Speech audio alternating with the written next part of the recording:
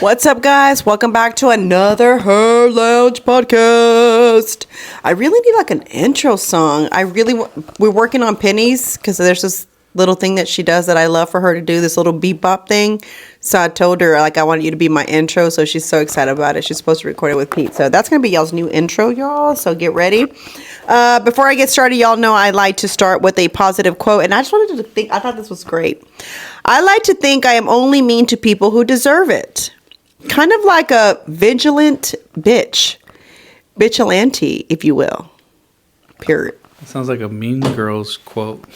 You know, I just thought it was necessary because sometimes people are just like want to try your nerves, and you know, you're just sitting there like, what? Really? Not today, Satan. Not today. I'm trying really hard.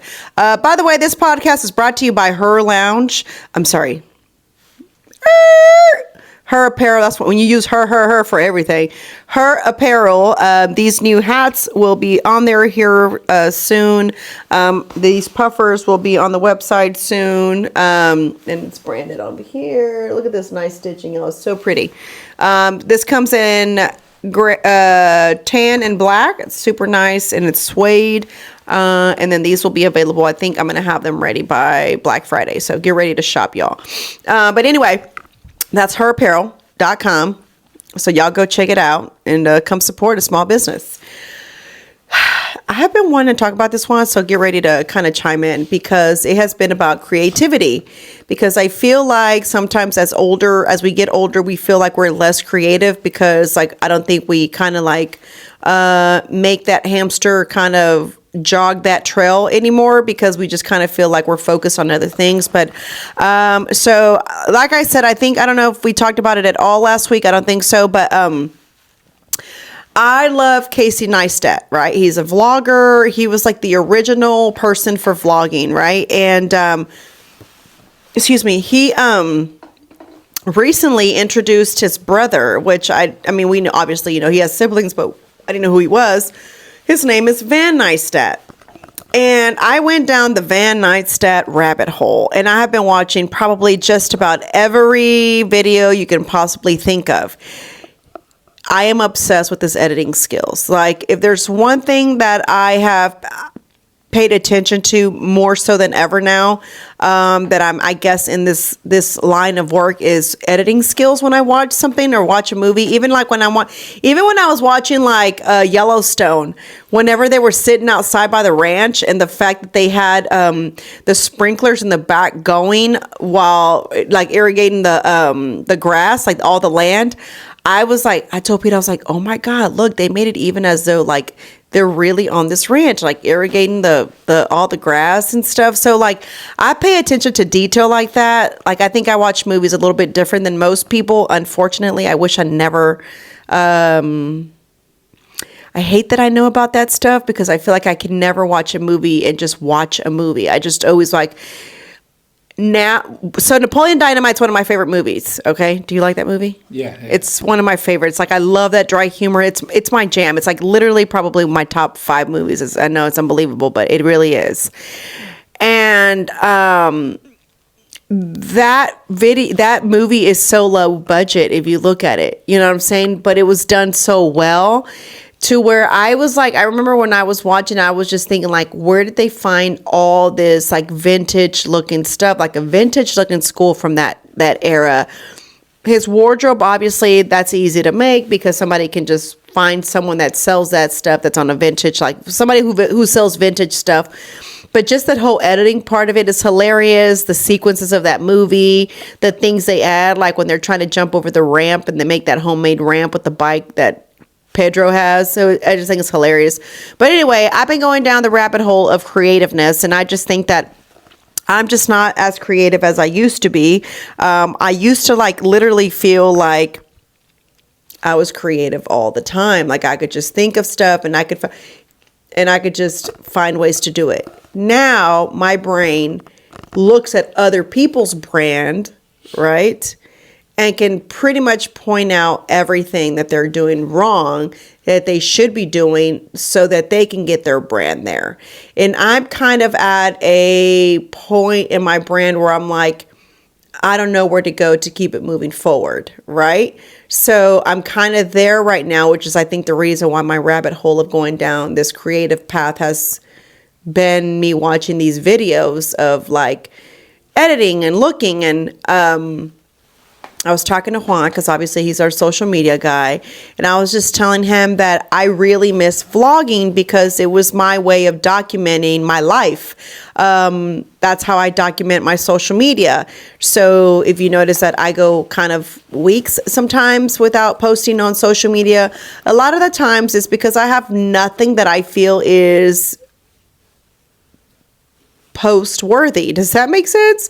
Like, I'm not going to just post something to post and just to post, like I want it to be about something, or, I don't know, like something that I did, something that I'm doing, something that I'm into right now. I think all those things are important, which I've lacked to do. I don't do that anymore. I used to do this whole thing called Tip Tuesday, and I don't do that anymore. And I used to really enjoy doing Tip Tuesday because I used to really like to help people with their whole fitness journey. You know what I'm saying? But I'm struggling with my own fitness journey right now. So it's kind of like, okay, so Tip Tuesday is out of the question. And then I was vlogging all the time, where I told you I think it became like an ongoing joke to a lot of people that watched my vlogs. When we would go to the shows, it'd be like, hey, I watched her errands, because that's kind of like the joke that I made about it was no longer her adventures. It was her errands because it was me taking people along your errands. But as I was watching Casey Neistat and I was watching the brother, one of the things was that Casey did 800 days of vlogging. And so he vlogged every day. And we're talking about, these are just like 10-minute videos. They're not like these whole long things. And basically he would go around with this camera throughout the day, and kind of like he said, it ended up getting harder towards the end because it did end up just him, like his regular routine, which is jogging in the morning, getting his juice, getting his coffee, you know what I'm saying, on his board or whatever that he goes on. And so that was kind of like how I was starting to feel about my vlogs, you know what I'm saying, where it was kind of like just me bringing people along my errands. It was never like anything else. But I never understood why people enjoyed them. Like whenever I would record them and post them, I'd always be like, oh, y'all really like me going on errands? Y'all like to watch that? And one of the comments that kind of stuck to me on a video, I don't know which one it was like, oh, it's nice to see that you do regular shit and you got regular like responsibilities. Like you don't have all these people that do things for you. I'm like, no, like, I wish I did, though. I wish I had somebody to go and, did shit that I needed to go do, run my errands. But I have done better at being willing to sacrifice and pain for stuff. So I've brought my housekeeper back because I gave up on that. But I'm only doing her twice a month so that I can stay creative. I'm trying to find things to keep me creative so that it makes my life easier, right? I decided that if I can't make a photo shoot, like if I can't get a photo shoot scheduled, then it looks like I'm just going to go outside and you or Pete are going to take pictures of me wearing whatever item it is that I'm selling. And we're just going to go ahead and post it that way because I am a small business. I am not Zara's. I am not, Express. I'm not Neiman Marcus, where I have all this like film crew at my disposal, like at all times, to where I'm able to just do a photo shoot whenever new merch gets in. You know what I'm saying? So my goal for 2024 is definitely for myself to be a lot more on social media, but showing like more like ways that you can wear some of the outfits that I bring out, the new jewelry that I bring out, because while working with Ilse has been the best thing for me, I also have figured out that she is good for me for like advanced stuff. You know what I'm saying? Like, okay, I still need a photo shoot for these things, but meanwhile, until that photo shoot happens, I'm still going to post other stuff, and I'm not going to wait until it's my photo shoot, because that's normally what I do, because my brain thinks like aesthetic, and I want my thing to look a certain way, and I wanted it to be a certain way. But I've also feel like I've missed out on a lot of sales as a business owner, right? Because my online sales have depleted a lot, and my in-store sales have gone up. You know what I'm saying? And I say that it's my fault because I've let go of the gas on social media. Like I've become more lazy on social media because it's more work. It's like posting, it's like showing, it's like talking, it's like, and sometimes I just don't want to be on social media. I'll just be honest with y'all. Like I hate being on social media. Even podcasting sometimes, guys, kind of gets a little bit like feeling like work, even though I enjoy this very much. So I enjoy everything that I do, but when it starts to feel like I'm not being creative enough, it's like, what do I do to get those creative juices going? Like, I'd love to hear, like, if you're watching this on YouTube or whether you're listening, go on the YouTube version of this and like leave a comment and tell me like what you do to get your creative juice. What do you do, Juan? Because you've got like to keep on your toes for Chingo. So how do you like stay creative? I stay uncomfortable as possible. What for me at least, I know comfortability is my biggest enemy. Like, and I just realized that a while ago. So the more uncomfortable I make myself, the more I can stay awake, the more I can stay on top of things. And then the more productive I am. And so that keeps me on my toes. And then just coming up with new things is just really thinking outside the box. And by thinking outside the box, it's like, I know it's funny. I know certain things work because one, I can try stuff out on stage. And then two, there's like different outlets I have to figure out.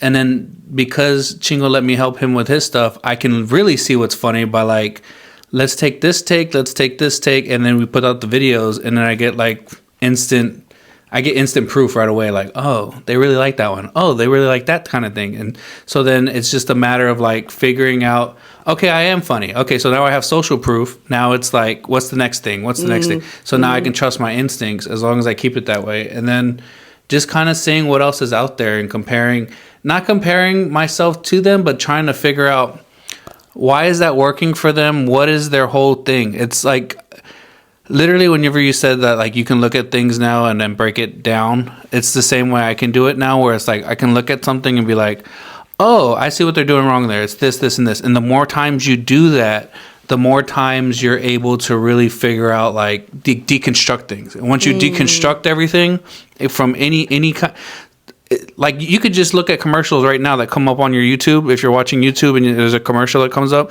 watch it and see, why does that get my attention? And then break it down to its micro level. It's like, oh, okay, we can make that better. How can I make that better? Boom. And then you start asking yourself certain questions, and then all of a sudden you're seeing creativity everywhere. And it's crazy because whenever I clean, like if I'm cleaning to get myself motivated, I watch cleaning videos. So I watch other people organize and clean their house to get me in the mood to like organize and motivate. And I'm not really watching, but I'm like listening to like what they're saying and why they're doing things a certain way and how that works for them, etc. Which I know is the weirdest things, but it's like a weird satisfaction to watch other people like complete their goal of going from a disaster to like everything being put back where it belongs and it has a place and it. Oh, yeah. I do that with, like, lawnmower stuff that comes across my thing. I'm like, no. And I just change it real quick because when you're scrolling or whatever, like, I'll see one of those garden things come out. And you know what is it called? Those, the weed eaters? Uh-huh. They go to the edges and they're just trimming it. Yeah, it's just, like, all straight. And it's like, oh, my God, I got to stop. And Because it's like a catchy. Yeah, like, for sure.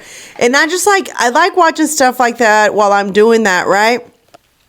And, It was a really good feeling when I'd hear other people tell me, like, I like watching your videos while I'm cooking, or I like watching you while I'm at the gym or in the sauna. That was a cool one where someone said, it's like, I don't know that I watch a vlog when I'm in a sauna. I'm usually like on a podcast or music, right? Because it's so quiet.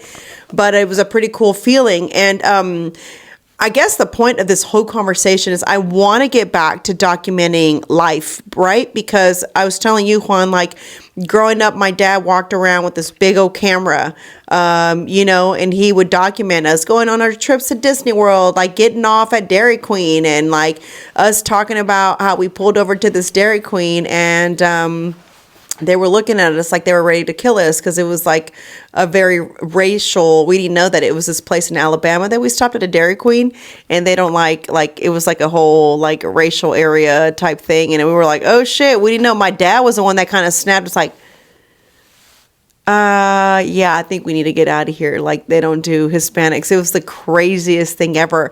And that was like my first little experience of like racism, because I really didn't know or experience it before, you know? And so anyway, he did a really good job of documenting. I'm going to call him a photo whore, just like I'm a photo whore. You know, I love to keep pictures. I have a ton of pictures, and my dad did the same. So I have boxes and boxes of pictures that he's taken and collected over the years. He's not a photographer or anything like that, but it's just him documenting. And I think that's maybe where I get it from. I get on my sister's nerves, on my mom's nerves when I'm like somewhere. I'm like, let's take a picture, y'all. They're like, why? We just came to eat. I'm like, I know, but it's kind of cool. Like, we haven't done this in a while. I was like, I think it's nice. We should take a picture, you know?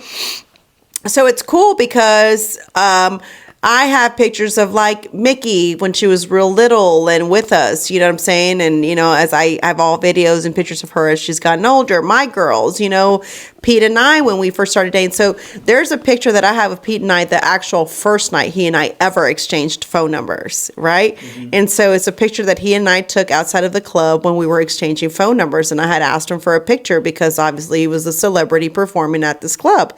And I was leaving and they were leaving too. So we have like 2 pictures together, and it's kind of funny because now fast forward we're married with kids, you know, and but I have that documented, and I think it's kind of cool because like, who has a picture that's that old, you know what I'm saying, from that long ago? So I just want to start again. I want to start being more on I don't know necessarily that I want it to be on Instagram, even though I know that's where the jam is, right? But I want to get back on my YouTube game like I was before, to where I'm like documenting, I'm like showing like how, you know, I have footage right now on my phone, Juan, just and it's time sitting down to edit.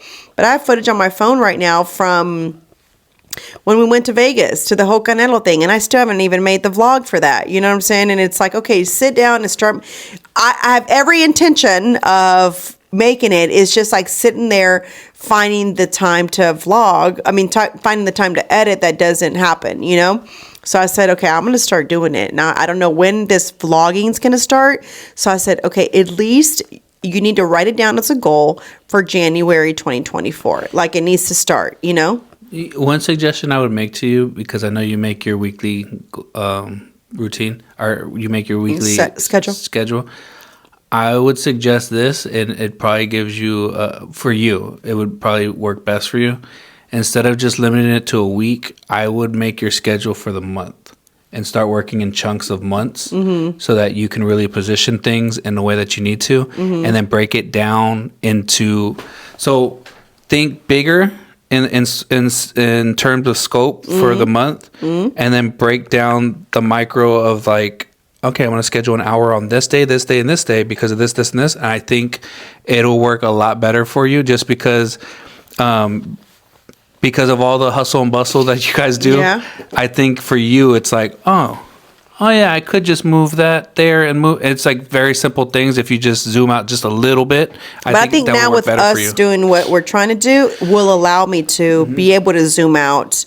And create a day for just my content. You know what I'm saying? Like, it doesn't even have to be a day. That's the thing. Instead of overwhelming or putting too much pressure on you for a full day, you could literally just schedule out like an hour here, an hour there, and then put some of those other hours into whatever else you want to do. And that way you don't have so much weight on your shoulders to, I got to get it done today, only this day, and that's it. It's like, no, like, just let's just put in like a little investment for this 30 minutes and an hour, so you don't overwhelm yourself. Because another thing that happens, and this is something, this is how I get creative too, so I don't lose it. Mm-hmm.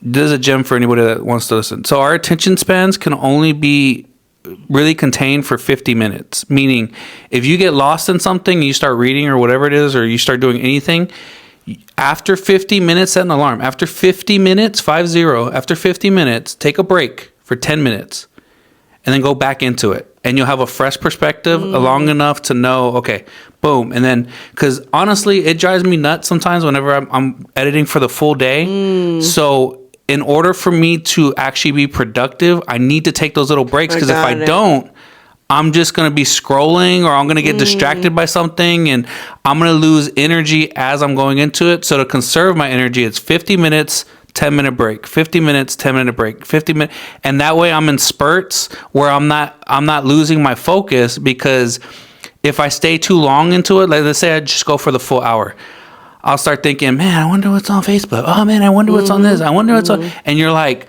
man, nobody's called me yet. Let me see what's going on. Like whatever it is. And then all of a sudden I get distracted when I could just put the time into the 50 minutes, take 10 minutes, double check everything. Cool. And then go back. So one thing that I kicked off last week, and it's only been last week, and I'm doing it this week. That's why I said like, oh no, I'm done at 4, and you're going to know why.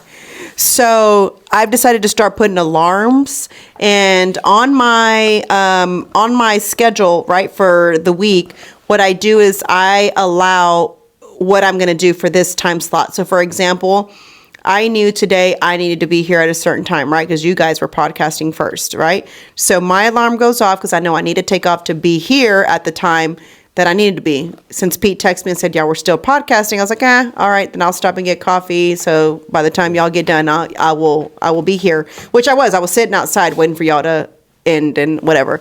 And so, that's my new thing. So last week what I did was, I think we were going to record or something. And so I said, I got to go run an errand real quick and I'll be right back. So I knew that I had only given myself an hour to go run that errand real quick, and I needed to be right back. And so I set my alarm, and it was crazy because I've never done this to anybody, but my friend and I were chit-chatting, and my alarm goes off. I'm like, all right, girl, I hate to cut you off, but I got to go to my next thing. So I'll talk to you when I'll talk to you like next week or whatever, and I've never done that. Normally I would have kept chit-chatting and been like, fuck, I'm just going to be late to the next thing because I don't want to cut this person off, or like we're in such a good conversation. Like I feel bad just saying peace out, So, I cut it off, and I was right back for us to be here to do our next thing that we needed to do.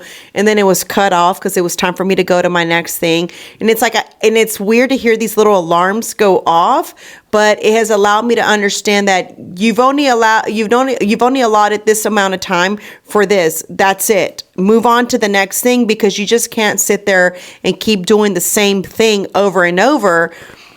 And then everything else starts to get behind. And then I'm like pissed because I didn't finish any of the other stuff. Yeah. And so then that's where it starts to get frustrating, So I've just done that. I'm doing it again this week, right? So it worked last week. I'm not saying I don't know how much longer it'll work for me, but that's my plan right now. And why I did that was because I was listening to this homeschooling mom, and she's a homeschool mother, and I don't like comparing myself, right? Because every time, we compare ourselves so much on social media, right? It's like, well, damn, look what she's doing, or like, damn, she's got 6 kids, and look how badass her body is. You know what I'm saying? I am guilty 100% of all of that. Like, I'm not trying to act like I'm not. But there was a mom I was listening to who's got 5 kids. She homeschools them all. The littlest one is 7 years old. It goes from like, I think 15 or 16 all the way to 7. And she manages to homeschool all those kids, run her business, which is basically giving you like, kind of like what we talked about, Juan, where you need to like stay focused on, or what that lady was talking about. What's her name again? Layla. Where if you got something and you found your niche, right? Stick to that and make a business out of that, which is what this lady does. She basically gives you homeschooling like curriculums and ideas that you can follow throughout your day to make things easier for moms who still have to wash clothes, still have to cook dinner, still have to do all that. And because you're homeschooling, you kind of can stop school in the middle of the day and go run your errands that need to be done. Then you come back and finish whatever it needs to be done. And your kids also get the break that you're talking about, right? To where now they're not fidgeting and, hey, I'm talking to you, like teachers do in class. You know what I'm saying? Like trying to get your attention because you've lost focus by this point, And so she was saying all that. all the things. And so she says she's on an alarm system. And so she kind of shows you like her on the YouTube version. She shows you like this little, like, it's not really a schedule. It's like it tells you from this, I guess it is a schedule. This time from this time we do this. This time from this time we do this. So there's a time where it's mom time, and basically mom works on her work stuff. And that's when they do their alone reading or homework that they need to do. And then they regroup again. So everybody's fresh in their own world. Now you're regrouping again.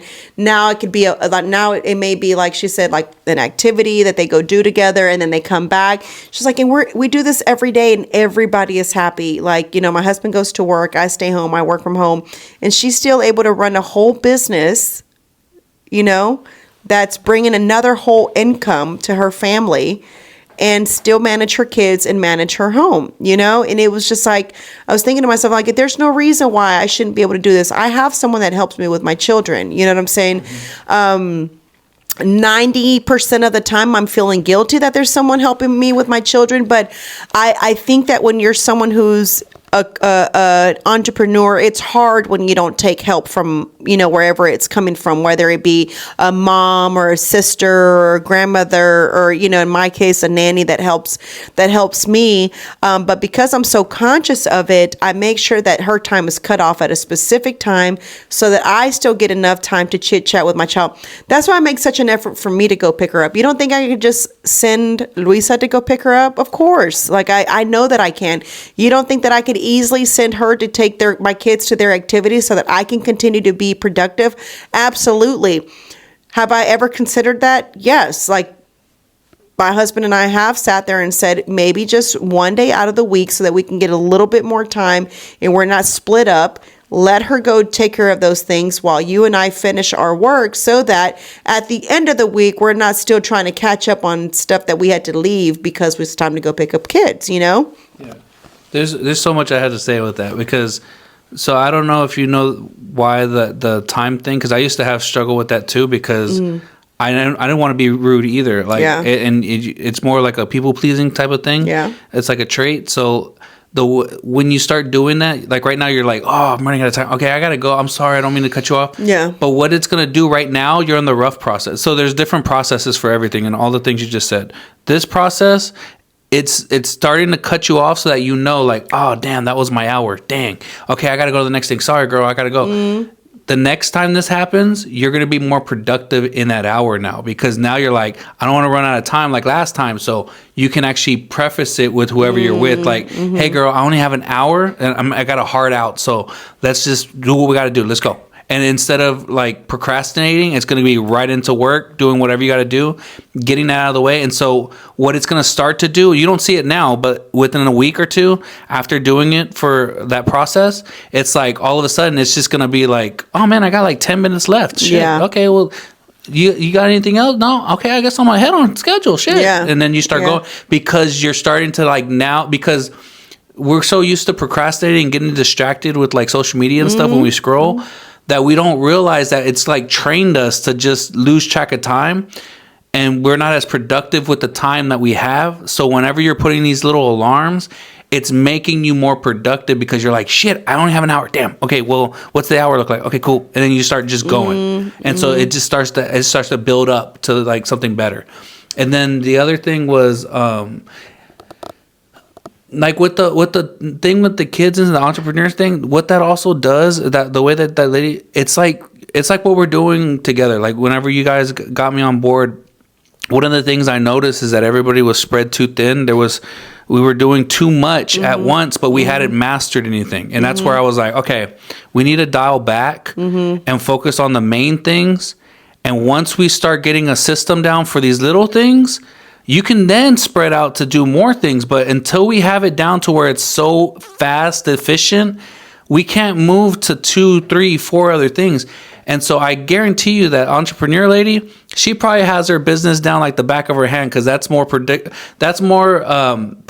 than kids are. So like I bet you she's like, oh man, I got my business down. Shit. Okay, well then, and then you also have kind of the system with your kids too, because I know because in my last marriage she had 4 kids, and she went to work at night while I had to work during the day while the kids were at school. So I go straight into having to take care of everybody. So luckily for her, I'm really good at that stuff. So I was able to like, all right, we're all eating the same thing, because like they would eat different foods with like grandparents. I was like, no, we're all eating the same thing. We're eating like this. Okay, you go take a shower first, come down, and then you let's start doing the homework now. So I got 3 to do the homework, 1 to take a shower, switch out. Okay, the next one, go take a shower. Hey, are you done with this? Okay, cool, you can go watch TV downstairs. Boom, boom, boom. And then I have like the house running like a madhouse until we got it. And then there was a time where they were failing in certain things, so I increased the output. It wasn't just the homework. Now, okay, well, until we can get that grade up, it looks like we need to work on multiplication. So it's like I gave them more work. And I know that sounds messed up, because some people thought it was messed up, and it wasn't. It was more like, no. You're not passing this, so we got to make you better at this. And within a week, like these kids were like proficient in certain things, where the teacher were giving them gift cards, because they were like, yeah, and that's kind of what I want Penny to get into, is a routine of her evening routine. So, for example, she knows that when she gets out of school, she has an activity. So she'll say, which school am I going to today? That's how she identifies what she has to go do, and I'll tell her. And I'm like, okay, so when you get home, you got to immediately change and blah, blah, blah, blah, blah. But I want her to know that when she gets home from her activity, I try to give her a 30-minute break, and then I let the alarm go off, and I'll tell her like, okay, now it's time for homework. While we're doing homework, I'm also like getting dinner ready. You know what I'm saying? While dinner's cooking, I'll sit with her, and I kind of come back and forth, and then it's dinner time, and then it's bath time, then it's time to go to bed, right? So she knows all those things. If you tell her, hey, it's 9:30, she'll say, oh, it's not, it's past my bedtime, right? So she knows those things. And I know she's only 5, but I want her to understand that in order to be a successful adult, or a successful student in her case, right, we have to have some kind of plan, you know what I'm saying, or some kind of schedule, so that she is able to grow up to be a productive adult, so that she's able to have some kind of balance, and not running late, not getting fired because she didn't show up. And you know what I'm saying? Like, she missed school today, right? Trust me, it was a lot of thinking before I let her miss school, right? Because I'm like, damn, you know what I'm saying? You're going to miss school again. But, I feel like she gets sick way more often now that she's in school. Like, when we were doing kind of like the homeschooling thing at home, obviously she's not around all these children, so she's not sick all the time. But, man, she's like constantly sick. And so, like, I'm like, Dad, she takes her vitamins. Like, I don't know what else to do. But, it's like other kids go to school sick. So obviously, naturally, all the kid germs get on everybody else's, they touch. And so now that's really been one of my thing, like trying to work on bringing her immune system up so she's not constantly. But I think hers is allergies right now. But let her miss. I don't like her to miss school, because I want her to understand that that's her job right now. Her job is to go to school and get an education, right? Just like missing work. Well, you don't go to work, you don't get paid, So like, I want her to understand that. So today when she wasn't feeling well, I kind of wanted her to understand why she wasn't going to school, but that didn't mean that she couldn't do, she didn't do any housework. So I have this program on her iPad. It's called Endless Reading.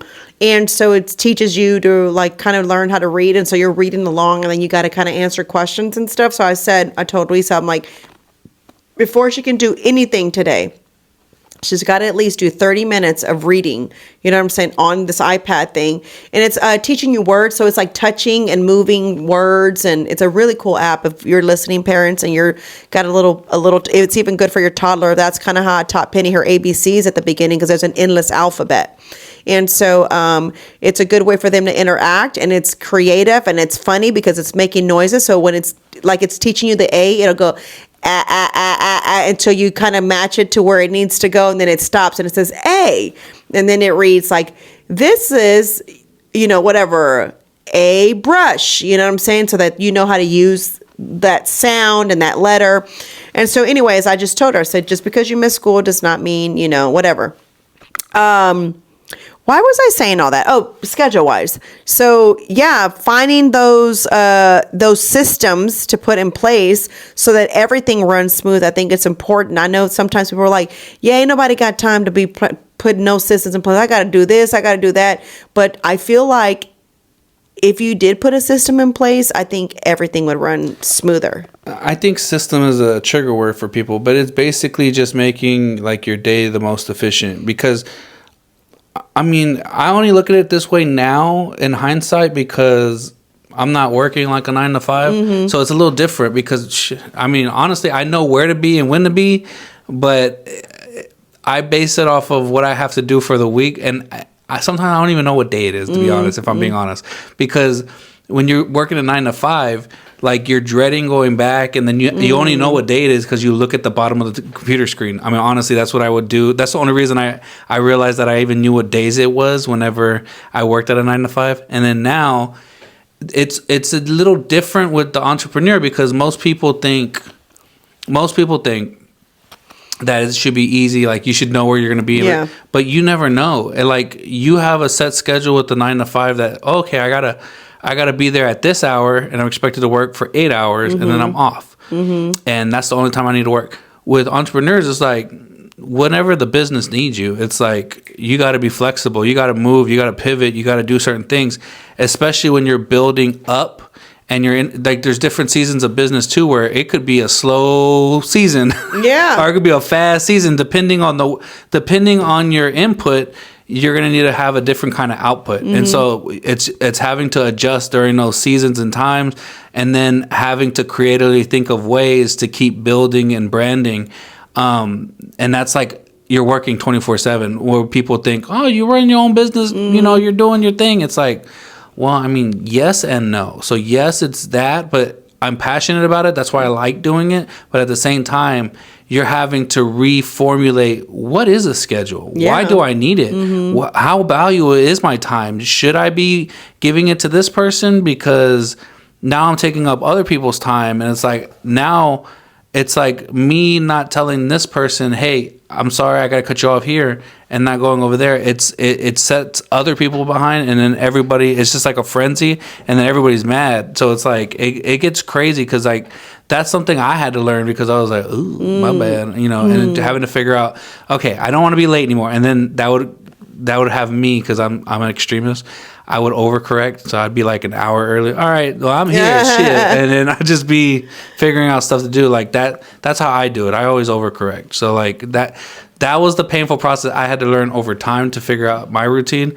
But setting the alarm sounds like a more efficient way, because me, I was just like, well, I'm just going to leave like 2 hours early. I'll be there like an hour early. I was so proud of myself when I was sitting there and the alarm went out. I was like, ooh, I was like, sorry, girl, I got to go. I'm like, I don't mean to cut you off, but I got to go. I'm like, I got to go move on to my next thing. And I was like really proud of myself, because I was like, normally I wouldn't have probably have cut somebody off and said, I got to go, you know, because I know that, and it sounds very disrespectful to anybody else's time, but because I know I run my own business, I know that I can show up to things like, you know, 5 minutes late, 10 minutes late, because it's my thing, right? But I'm also disrespecting my own time. Does that make sense? Like I'm You have to put up your boundary. Yes. That's a boundary for you, because that is time you could have been putting into productivity. Because now I'm going to have to drive back to my studio, you know what I'm saying? Which now that takes up a portion of my time to get here. And then I got to sit down and start focusing on what I need to do. So if I go over that, now the time that I allotted for that now doesn't get the time that it needs. You know what I'm saying? So like, just to put it in a practical way for anybody listening, like let's say Marisol had like a shirt order she had to put in. And so she had to take it to a place to get it embroidered or whatever it needed to have done. If she misses that time and they close or something, if she's just like a few minutes off, they close, it's like, oh, I can't get them embroidered. Oh, but I got the pop-up the next day and they're not going to be ready. And then now I just missed out. That's a whole opportunity cost. You just cost it in time. And so like you just lost, not only you gave somebody else your time, but that time actually cost you money because you didn't get there on time to deliver the shirts to have them embroidered on time for your pop-up. And I was never like this before, like as far as like being so organized. Like before, I really didn't care before, but I was also by myself. I only worried about me. There was no one else I needed to worry about, you know? So before it was like, I don't give a shit. I honestly also didn't, this is like so awful, but it's like, I also didn't care if I was late to work because I never saw them as my forever job because I knew that I was not ever going to be there for the rest of my life. Like I knew that that was not where I was going to retire from. So like I never cared like as much. I know this is awful. Like I wasn't late every day or anything like that. That's why I'm laughing. I had the same thing where I was like, oh, 401k? I don't need a 401k. I'm not going to be here forever. I'm going to be here for a couple years, y'all. Yeah, I'm like, I'm not going to be here forever, so I don't really care. So I'm like, funny that I had the same thought. Yeah, I just didn't. Like, I just never really cared. And so then it was like, oh, I'm out of here. I was like, it was great while it lasted, and I'm out, you know? Like, I got schooling out of the way, and now it's time for me to move on to my next thing. And then when I became self-employed for the first time, that was like, oh, okay, wait a second here. Like, you really need to have some kind of schedule and job description of what you are going to do. You know what I'm saying? So that you can be productive throughout your day. And it was like sitting down with my business partner, explain to her, like, this is your portion of your responsibility out of the business. This is my portion. And it was like us sitting down, kind of figuring it out because I've been an entrepreneur before, right? I mean, I was teaching Zumba, but it's different. Yes, I was doing personal training, but that's different. You know what I'm saying? I was taking care of other people, which is easier for me than myself. Does that make sense? It's easier for me to watch out for other people or manage them than it is to manage myself, you know? Same. Yeah. So, that's what I was focused on, and that was easy. It didn't really consist of much, you know? So it was like, oh, I just got to show up. I got to like dedicate a day out of the, week to come up with new choreography for next, whatever it was, you know? And so, when I became self-employed for the first time, I realized like the importance of really having some sort of discipline for yourself, like how you're going to do things, how you're being organized, how to be good at paperwork, which is Chingo's least favorite thing in the world to do, So it was like one of those things where I just like literally just like figured out. And then, of course, making mistakes all throughout the way. That's also how you learn. But the more I go through life, the more things I would love to do and have and own, the more I learn and the more I try to figure out what I have to do to get to that place. And obviously, it's taken us now where we finally found some sort of rhythm, we think, right? This is the first week that we've kicked it off. Yeah, we've had a few things that we were testing out and just really seeing, because just to say this, because I mean, I think there's a disconnect in people that are entrepreneurs and then ones that aren't. So if you're not an entrepreneur, it's kind of hard to understand like what she's saying.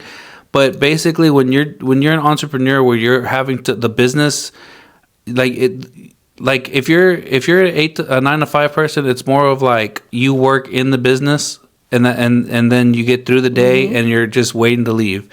When you're doing the business yourself and you're in the business, I forgot who said this. There's a quote for it, but it's when you work on your business, you're not working on your business is working on you, because you become basically the product of what you've been working on. Like over time, as you're growing your brand, growing your business, as the business grows or as the business starts to change, you start to having to internally start shifting things in yourself, because then it's like, oh, wait, why do I think this way? And what's holding me back? Okay, this is a pain point. I got to fix this. And okay, I'm struggling with this. Okay, I got to fix this. And the business ends up pointing fingers back at you, where it's like, oh, I got to fix me a little bit here. This is a hang up I have, not a hang up that my business has. And then it all just kind of meshes together. It's almost like as an entrepreneur, you'll become your own guru, but like through business, because it's like literally teaching you about life. Yep. 100%. That's why whenever you hear like successful stories about other people, you're like, and this didn't happen for me since, it didn't happen for me until I turned 50. And I'm just like, oh my God, I don't want to be 50 and just still be figuring it out. You know what I'm saying? Like, I want to be 50 and already be like, oh my God, I'm so glad those years of struggle have already I think you can see that. I think you can see that in you, though, because you just said, oh, you know how you can look at stuff and then break it down? You could there's already growth to the point where it's like, oh, I made all those mistakes. That's how I know that they're there. I know that those mistakes exist because I went through them. Sure. Alex Hermosi, he's a big dude that I follow, but like he says this. He says the biggest regret he ever had in his life was not taking enough pictures of the bad times through the struggle. That's something that I would have to agree. That's me. So it's not just the regular ones. It's the dark times, because he goes, I become a success over the years that I kind of want to remember the bad times, because it's like, dude, remember when that day happened? I thought it was the end of the world. And then you're able to really appreciate it to the point where it's like, dang. 100%. Because I think we talked about this last time on the podcast, or I don't know which podcast it was, where I said something about, I think I said something along the lines of, it was about like document. Oh, I don't like to post like everybody, like the behind the scenes. I don't ever like to post like the shitty parts of like what happens through to get to where you are. But I also don't like to post the wins either. You know what I'm saying? Like I'm also one of those that doesn't post the wins of a situation or whatever happens. Right? Just like I've never posted like when we've bought like a new investment property. Like I'm not gonna put the picture of me in the key, you know what I'm saying, that you take when you are signing the papers, you know what I'm saying? Like it just does not seem. Well, this is where I think you're looking for to grow to the next thing. I think right now in your branding, and this is one thing I think we've kind of talked about a little bit, is there's certain times to post these things. Like you don't want to post just all the time negative, bad things the whole time. But if you take that picture, that snapshot, and you put it away, and then you're in a better place at some point, then you can post that picture and be like, y'all, I saw this picture. And it's like you're able to explain why this picture is important. And I think if you can communicate that to people, that identifies with a lot more people, and they can take strength from that and then apply it to themselves. Same thing with the investment property. You want to post the wins, but you have to explain the win. Like, don't just post it and be like, we did this investment property. It's like, why is that a big deal? Say, why is it a big deal to you? Because to them, they're thinking, you win all the time. It's like, no. I've been going through this, and this. The fact that I was able to do this is why it means so much to me. And if you could break that down, not only will it encourage people, but it also shows people like, dude, I struggle too. I'm going through this. So this is a win. This should be telling you guys you can do it too. Like this is how I did it. If you guys want more answers, like let me know. I'll make a post about it. I'll talk about it, whatever. But it's at those points that people on social media need to see the bad times, because right now everybody posts like the great things, like, oh my God, I'm eating at this fancy restaurant stuff. Look at So if you could just tell them why you're posting it and what it means, I think that would help a lot more people that need to hear it. So true. And if you'd like to hear more tips, please sign up to our Patreon at Herr Lounge /Patreon. Oh, no, I'm sorry. It's Patreon /Herr Lounge Podcast. Come and be a part of her world. Juan, everybody loved your commercial last week. Get it? Okay. Everybody was like, okay, we're not expecting for Juan to come in and make his commercial about joining in. I really hope everybody enjoyed that damn podcast, because it was good, bro. She had so much info. And like, seriously, that convo could have kept going. It really could have. It could have been almost like a 3-hour for sure podcast, because I had so many questions for her, and she had so much knowledge to give. And it was like, I have my afternoon open, and I'm thinking like, no, ma'am, I'm not taking up all the rest of your afternoon, but I'd love to have her back on, because we still could have kept going with her because it was so good. I guess today, really, I know I said I wanted to talk about creativity, but I guess it was more productivity, not so much creativity, because I'm trying to get back to that creative space, and I'm trying to get back to that space where I was posting. You know how you talked about, and then we'll leave it there. We'll put a pin in it. Remember when you said like, if everything's like running, then you don't have to get back to it, right? Like you don't have to keep coming to it because you have it running and you've already did it. You set some time for it. You're working on your business rather than in your business. So when you start off, you have to work in your business and you have to tinker and stuff. But once you start getting things operational, you start hiring other people to start doing those things for you.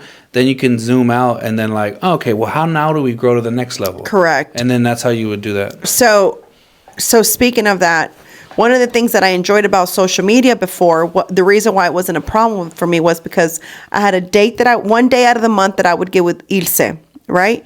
That day out of the month would now give me videos for the rest of the weeks of the month, right? And then I would just put those videos into this app called Planoly, however you pronounce it.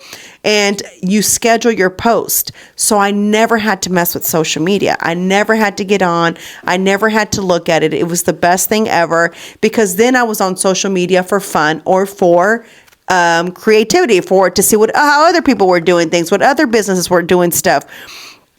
And when I started like not liking to be on social media, I was like, this is so much work. I'm tired of like having to find a new place to go take pictures. I'm tired of like having to schedule this. Like, you know what I'm saying? Like all those things started to feel like a job. And I think it's because I have another child now who's also in more activities. And, now I'm running. At that time, I only had my brand, you know what I'm saying?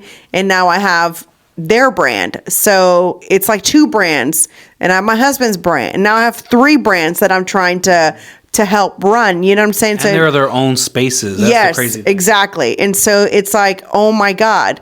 So for the remainder of the year, for November and December, which is only 2 months, my goal is to get all my systems in place so that kicking off January 2024, I have a system in place so that we can be successful for the remainder of the year, which we kind of are testing, and I'm excited about. So if y'all see like, oh shit, like these podcasts are never late anymore, like they're on point, you'll see why. It's because we started a new system. So set your systems, guys. If you're watching this on YouTube or you're listening, go over to the YouTube channel.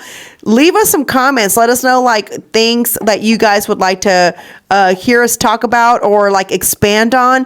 Don't forget to share my videos. Don't forget to tell a friend about my videos. Don't forget to tell them about my podcast. Don't forget to like my podcast, subscribe. And also, guys, if you rate my podcast, I would greatly appreciate it, because that's also how you grow on the Apple Podcast system. So you have to rate it and you have to leave a comment. Yeah, if you found value in this podcast for sure, and you think like, oh man, I know somebody that could use some of this wisdom, share it with them. Like, don't just hoard it.